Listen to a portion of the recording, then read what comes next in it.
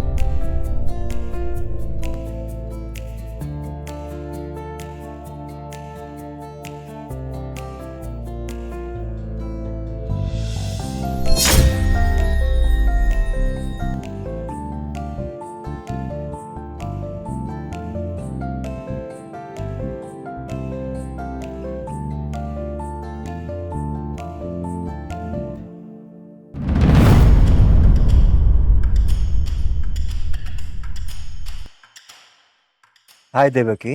ನಿನಗೆ ಎಷ್ಟು ಸಲ ಹೇಳಬೇಕು, ಪದೇ ಪದೇ ನನ್ನ ಕಣ್ಮುಂದೆ ಬರಬೇಡ ಅಂತ. ಈ ಜೇಸ್ ಕಾರಣ ಇಲ್ಲದೆ ಯಾರ ಹತ್ರನೂ ಬರೋದಿಲ್ಲ ಅಂತ ಗೊತ್ತಿಲ್ವಾ ದೇವಕಿ? ನಾನು ನಿನ್ನ ಹತ್ರ ಒಂದು ಸತ್ಯ ಹೇಳಬೇಕು ಅಂತ ಬಂದಿದ್ದೀನಿ. ಈ ಥರ ಸುಳ್ಳು ಹೇಳಿ ನನ್ನನ್ನು ಯಾಮರ್ಸ್ಬಹುದು ಅಂತ ನೀನು ಅನ್ಕೊಂಡಿದ್ರೆ ಅದು ನಿನ್ನ ಭ್ರಮೆ. ನಿನ್ನನ್ನು ನೋಡೋಕ್ಕೆ ನನಗೆ ಇಷ್ಟ ಇಲ್ಲ ಅಂದಮೇಲೆ ನಿನ್ನ ಮಾತನ್ನ ನಾನು ಕೇಳ್ತೀನಿ ಅಂತ ಹೇಗೆ ಅನ್ಕೊಂಡ್ಯಾ? ಓ, ಅದಕ್ಕೆ ತಾವು ನನ್ನ ಫೋನ್ನ ರಿಸೀವ್ ಮಾಡಲ್ಲ, ಮೆಸೇಜು ಮಾಡೋದಿಲ್ಲ. ಭೇಟಿಯಾಗೋಣ ಅಂದರೆ ಅದಕ್ಕೂ ಸಿಗಲ್ಲ. ಇದೆಲ್ಲ ಗೊತ್ತಿದ್ಮೇಲೂ ಯಾಕೆ ಹೀಗೆ ಕಾಡ್ತೀಯ? ಕಾಡೋದು ಕಾಡ್ಸೋದು ನನ್ನ ವೃತ್ತಿ ಅಲ್ಲ ದೇವಕಿ. ಇಷ್ಟು ವರ್ಷ ನನ್ನಲ್ಲಿ ಮುಚ್ಚಿಟ್ಟಿರೋ ಸತ್ಯನ ನಿನ್ನ ಹತ್ರ ಹೇಳ್ಕೊಳಕ್ಕೆ ಬಂದಿದ್ದೀನಿ ದೇವಕಿ. ಅದನ್ನು ತಿಳ್ಕೊಂಡ್ರೆ ನಿನಗೆ ಒಳ್ಳೆಯದು. ಇಲ್ಲ ಅಂದರೆ ತಿರುಗಿ ನೋಡದೆ ಹೋಗ್ತಾ ಇರ್ತೀನಿ.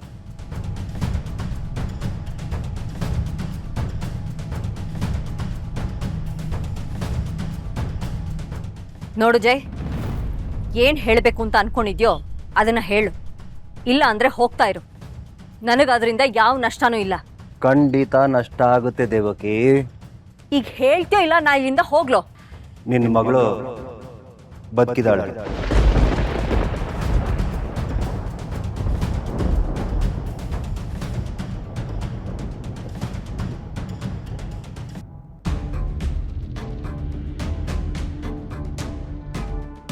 ಈ ವಿಷಯನ ಮುಂಚೆನೇ ನಿನಗೆ ಹೇಳಬೇಕು ಅಂತ ಪ್ರಯತ್ನ ಪಟ್ಟೆ, ಆದರೆ ಆಗಲಿಲ್ಲ.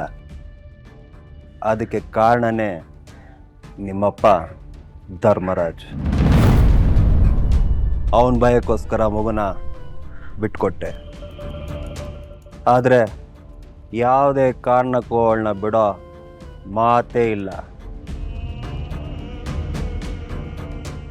ಏನು, ನನ್ನ ಮಗಳು ಬದುಕಿದಾಳ? ಈ ವಿಷಯದಲ್ಲಿ ತಮಾಷೆ ಮಾಡಿದ್ರೆ ಚೆನ್ನಾಗಿರಲ್ಲ. ಈಗ ತಮಾಷೆ ಮಾಡೋ ವಯಸ್ಸು ಅಲ್ಲ, ಮಾಡೋ ಮನಸ್ಸು ನನಗಿಲ್ಲ. ನಾನು ಹೇಳ್ತಾ ಇರೋದು ಸತ್ಯ. ನಮ್ಮ ಮಗಳು ಬದುಕಿದಾಳೆ.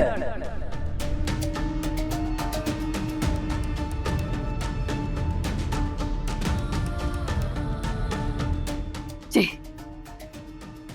ನನ್ನ ಮಗಳು ಎಲ್ಲಿದ್ದಾಳೆ? ಜೈ, ನನ್ನ ಮಗಳು ಎಲ್ಲಿದ್ದಾಳೆ? ಜಾನಕಿ ಹೇಗಿದ್ದಾಳೆ? ಹೇಳು ಜೈ, ಹೇಳು, ಹೇಳು ಜೈ.